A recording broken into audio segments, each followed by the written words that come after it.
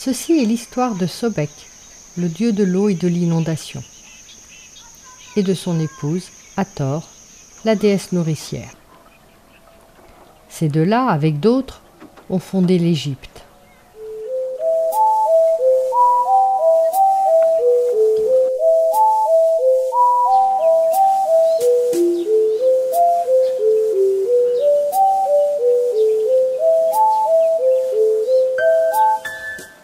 Cette histoire débute 8000 ans avant notre ère, lorsqu'un changement climatique rend désertique la majeure partie de ce territoire, ne laissant subsister qu'une mince bande fertile, la vallée du Nil.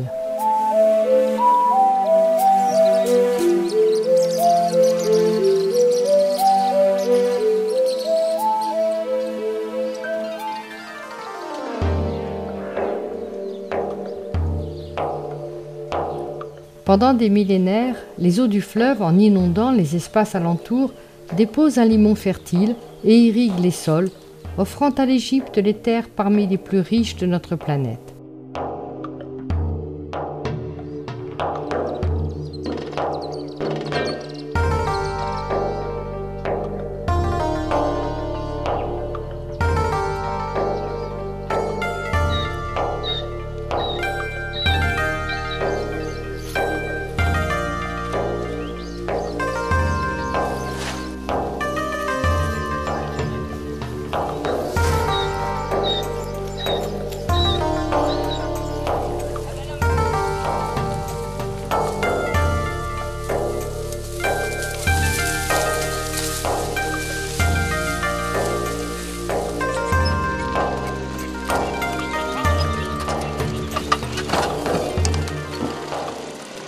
Très tôt, les Égyptiens ont mis en place des moyens pour amener ces eaux bénéfiques le plus loin possible et ainsi augmenter les surfaces de culture et freiner l'avancée du désert.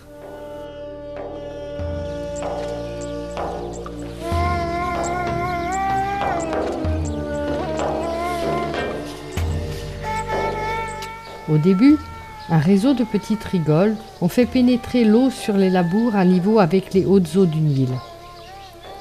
Ensuite, des systèmes de roues à godets ou à balanciers ont permis de la faire remonter sur des espaces aménagés en terrasse où se poursuit l'irrigation par canaux.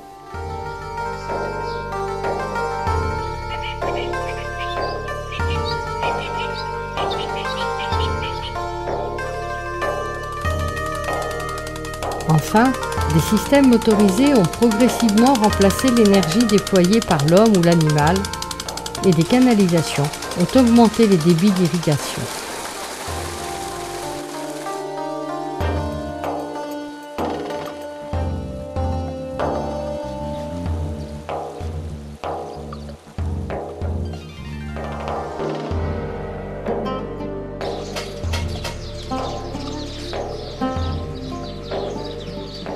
Or, toute cette ingéniosité mise en œuvre doit s'accommoder des incartades du fleuve, et ces inondations bénéfiques deviennent parfois des calamités pour les habitants.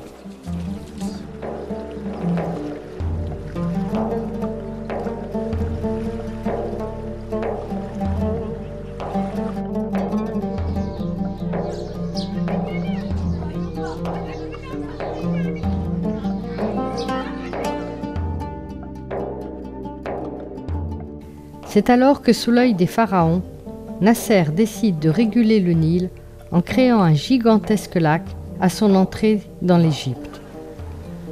En rompant la relation ancestrale que les Égyptiens entretenaient avec Sobek, leur dieu du Nil, c'est à son épouse Hathor la nourricière qu'ils vont avoir affaire.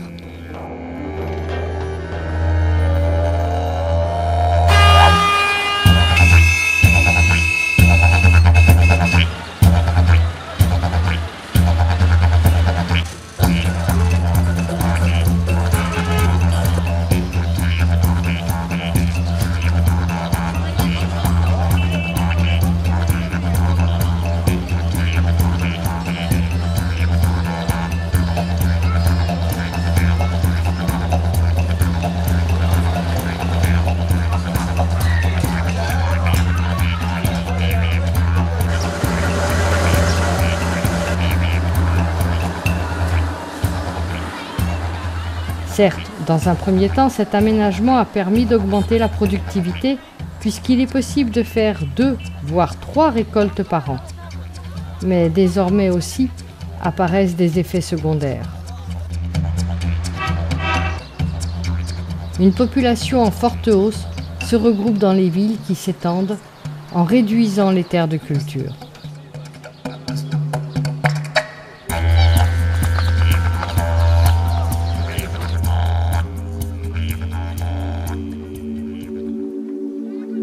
En ne débordant plus, le fleuve ne répand plus son limon. Pour maintenir la productivité, des engrais sont maintenant indispensables. Ils surchargent les terres en azote et les eaux du Nil s'asphyxient sensiblement.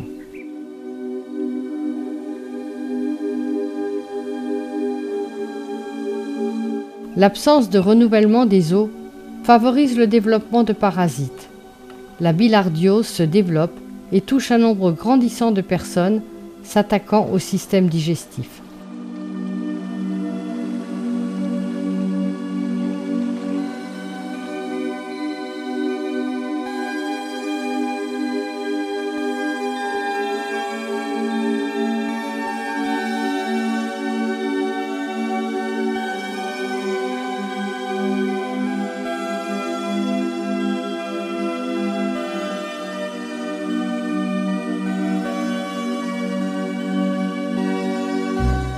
En stagnant, les eaux s'évaporent et deviennent de plus en plus salées, modifiant l'équilibre d'un riche écosystème.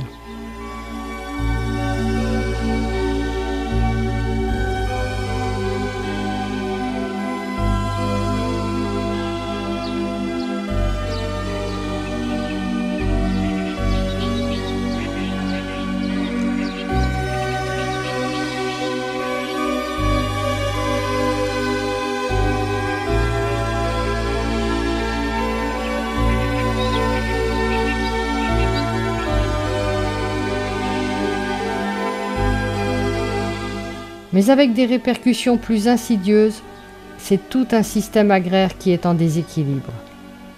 Plutôt que de sensibiliser sur la nécessité d'économiser l'eau, l'ouvrage a laissé croire que celle-ci coulerait abondamment et éternellement. Or, depuis 1980, le niveau du lac diminue.